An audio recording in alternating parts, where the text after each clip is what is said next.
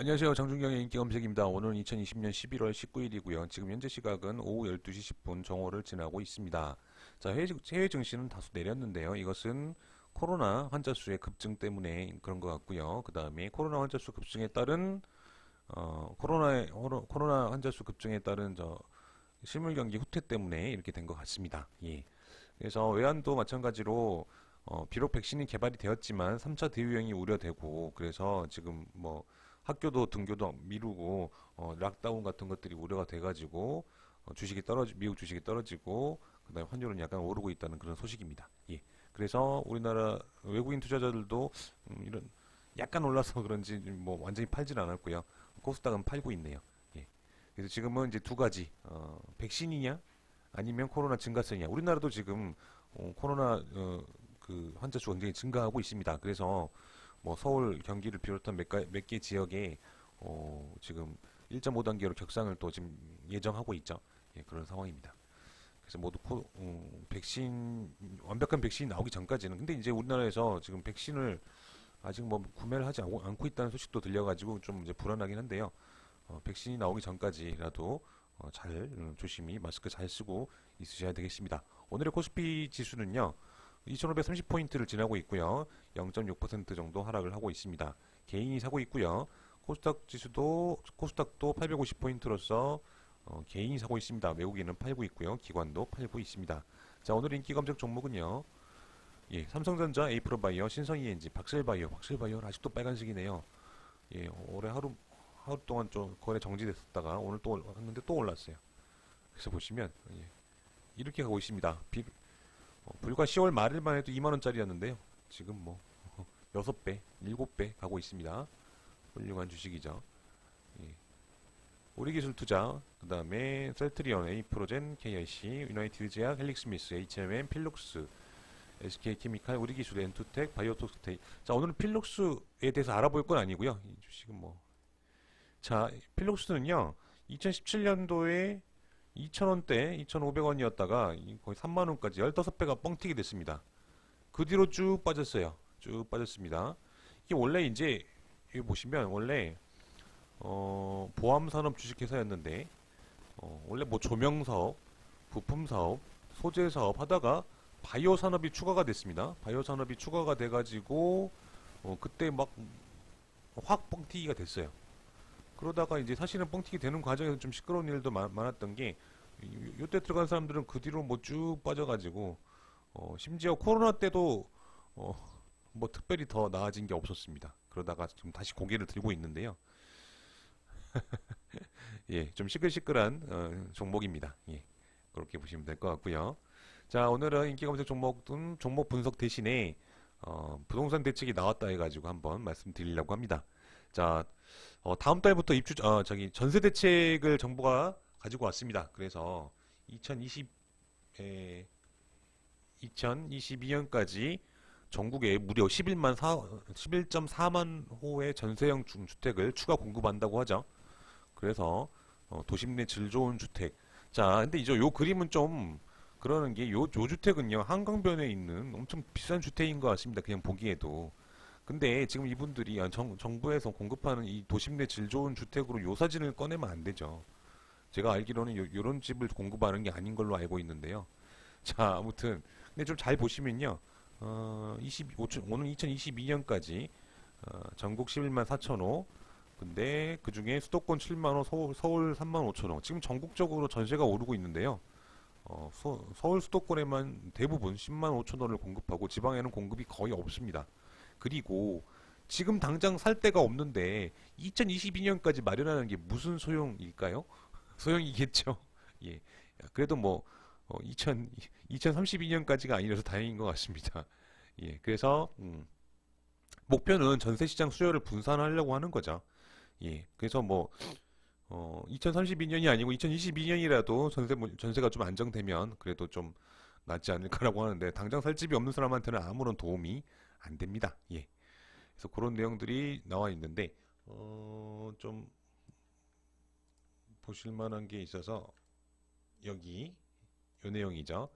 그래서 자, 다음 달부터 입주자를 모집을 한다고 합니다. 그래서 정부는 국토 이게 어디죠? 국토교통부입니다. 국토교통부가 불안 심리가 해소될 거라고 자신하고 있습니다. 자, 이번엔 대책으로서 불안 심리가 해소될 거라고 자신하고 있는데, 자, 보시면 어,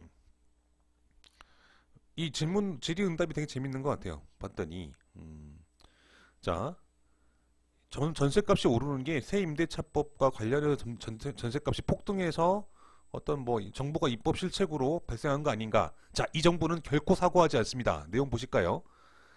논의제기 이전부터 오르고 있었다라고 하는 거죠. 자, 우리 잘못 아니다라고 하고 있습니다. 자, 다음으로 전세난으로 매매 수요로의 전환이 발생하며, 그죠? 전세가 올라가니까 매매값도 올라간다는 얘기죠. 자, 근데 이제 정부가 이런 얘기를 하고 있죠. 내년 6월을 기다려봐라. 예, 내년 6월만 되면 양도소득세 중과세율 인상 유예 기간이 종료되기 때문에 내년 상반기에 물량들이 많이 풀릴 것이다. 그러니까 내년 6월만 기다려라. 역으로 내년 6월이 넘으면 다시 폭등할 수도 있습니다. 자, 이거 뭐 라이트하우스 아니 가벼운 집도 아니고 이게 뭡니까? 이제 떨어진다, 내일 떨어진다. 내년 6월 내년 6월만 하여튼 내년 6월 기대하겠습니다. 예. 그 다음에 그간 공급 물량이 풍부하다고 주장해 왔는데 갑자기 부족하다고 말한 이유는 뭐 얘네들 하는 일이 뭐 그렇죠 뭐. 예. 자, 언제쯤 전세 시장이 안정될 것으로 보는지 이런 거 알까요? 예. 자, 올해 12월부터라고 또 특정을 하고 있습니다. 예. 올해 12월부터 입주자 모집이 이루어지게 되면 불안 심리도 상당 부분 해소될 수 있을 것으로 판단된다라고 했죠. 아, 전세 시장은 안정되지 않고 불안 심리만 해소가 될 모양입니다. 예, 그렇게 보시면 될 것 같고요. 자, 그 다음에 부산 김포 과열 지역에 대한 규제 지역 지정이 포함되지 않았는데 예, 곧 할 거라고 합니다. 예. 자, 문제는 부산시 해운대 수영 동래 그다음에 대구시 수성구 이런 데를 또 지정을 하면 또 지정 안 한 데가 또 오를 수가 있어요. 그래서 이게 걱정입니다. 이래도. 예.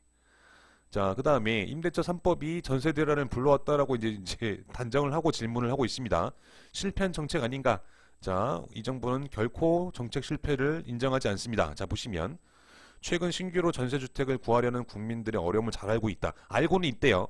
근데 미안하게 생각한다. 오, 미안하게까지 생각을 한다고 합니다. 하지만 내 잘못은 아니랍니다. 자기 잘못은 아니래요. 예. 그 다음에 임대차 3법 도입으로 전월세 시장이 혼란이다. 제도 개선을 고려하고 있는가? 예. 그래서 이른감이 있대요. 일단 밀어붙이겠다고 합니다. 예. 전세 시장 전쟁에서 승리할 거를 자신하고 있습니다. 예. 마오쩌둥 같죠. 예. 그 다음에 자 11만 4천 가구를 전세원으로 공급하는 게 앞서 말씀드린 그 대책이죠. 현실성 있는 숫자냐? 자 보시면 새로 짓는 게 아니라 기존에 있던 주택을 공급하는 거라고 합니다. 그래가지고 아파트가 아니죠. 여기 나온 거는 아파트가 아니고 이제 지금 있는 아마 빈집인 것 같아요. 보면 공실 리모델링 이런 거죠. 빈집을 지들이 수리해가지고 공급을 하겠다라는 거죠. 근데 지금 아파트 중심으로 전세값이 상승하는데 아파트 공급 대책은 없지 않느냐라는 거죠. 아파트는 공급 안 하고 빈집을 공급하겠다는 겁니다. 그래서 자 2021년, 2022년까지 아파트 준공 물량이 감소할 거라고 합니다. 예. 그래서 그동안만 좀 참아달라. 그동안만 좀 빈집 가가지고 있어달라라는 그런 내용이고요. 자, 여기 나와 있습니다. 공가를 리모델링해서 지금 LH가 팔아먹은 게 아니라 전세 임대 사업을 하겠다라는 건데, 입지가 굉장히 안 좋거나, 너무 오래됐거나, 좁거나, 이런 것들인데, 뭐, 소득자산 요건을 배제한다고 해서 수요가 있겠나라고 하는 건데, 봤더니, 수요는 충분하다라고 얘기하고 있습니다. 자신하고 있죠. 두고 보겠습니다. 그 다음에, 질문자도 좀 삐진 것 같아요. 소득 자산 요소를 배제해 공급하는 거는 저소득층을 대상으로 하는 공공임대 취지에 어긋나는데 요 질문과 요 질문이 서로 뭐 맞지가 않네요. 아무튼 뭐 그것도 뭐 잘하고 있다고 얘기하는 것 같고요. 자, 그 다음에 숙박시설 전환이 전세난에 도움이 될 것으로 보는가? 그건 아니죠. 누가 봐도 아닌데 그냥 뭐 이거라도 하겠다라는 건 것 같습니다. 근데 얘네들은요. 최근에 전세 가구 수 증가는 1, 2인 가구 중심으로 늘어나고 있대요. 그래서 이바지 할 거라고 판단한다고 했습니다. 요거 나중에 꼭 확인해야 될 것 같아요. 이바지 될 건지 아닌지.